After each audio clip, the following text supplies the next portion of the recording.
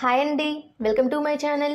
ఈరోజు మనము road side బండి మీద చేసే పల్లీ చట్నీని సింపుల్గా టేస్టీగా ఇంట్లోనే ఎలా తయారు చేసుకోవాలో చూద్దాము. ముందుగా స్టవ్ ఆన్ చేసి ఒక ప్యాన్లో 2 టేబుల్ స్పూన్ ఆయిల్ వేసుకొని ఆయిల్ హీట్ అయిన తర్వాత ఇందులో ఒక 5-6 పచ్చిమిర్చిని కట్ చేసుకొని వేసుకుంటున్నాను. ఇందులోని 1 కప్పు పల్లీలు కూడా వేసుకొని పల్లీలు బాగా క్రిస్పీగా ఫ్రై అయ్యేంత వరకు ఫ్రై చేసుకోవాలి. పచ్చిమిర్చి అనేది మీరు తినే కారాన్ని బట్టి వేసుకోండి.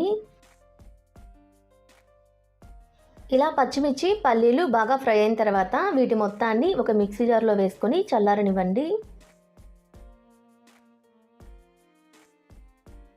ఇలా మిగిలిన ఆయిల్లోనే 1 టేబుల్ స్పూన్ పోపు దినుసులు వేసుకుంటున్నాను. ఇలా వేసుకొని 1 నిమిషం పాటు ఫ్రై చేసుకోవాలి.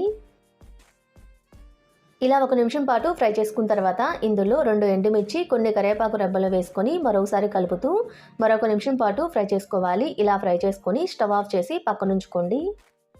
మనం ముందుగా పచ్చిమిర్చి పల్లీలు వేయించుకొని ఒక మిక్సీ జార్లో వేసుకున్నాం కదండి. ఇందులో కొంచెం చింతపండు, ఒక 4 వెల్లుల్లి రెబ్బలు, మీ టేస్టు సరిపడినంత సాల్ట్ వేసుకోవాలి. ఇందులోని కొన్ని వాటర్ కూడా పోసుకొని మెత్తటి పేస్ట్ లాగా గ్రైండ్ చేసుకోవాలి. ఇలా గ్రైండ్ చేసుకుంటే సరిపోతుందండి. ఇలా గ్రైండ్ చేసుకున్న చట్నీని ఒక బౌల్లోకి ట్రాన్స్ఫర్ చేసుకోవాలి. ఇలా ట్రాన్స్ఫర్ చేసుకొని ఇందులో మనం ముందుగా రెడీ చేసుకొని పెట్టుకున్న పోపును కూడా వేసుకుంటున్నాను. ఇలా వేసుకొని చట్నీ మొత్తాన్ని పోపులో కలిసే విధంగా కలుపుకోవాలి. ఇలా రెడీ చేసుకున్న పల్లీ చట్నీ ఎలాంటి టిఫిన్స్లోకైనా టేస్ట్ అయితే చాలా బాగుంటుందండి.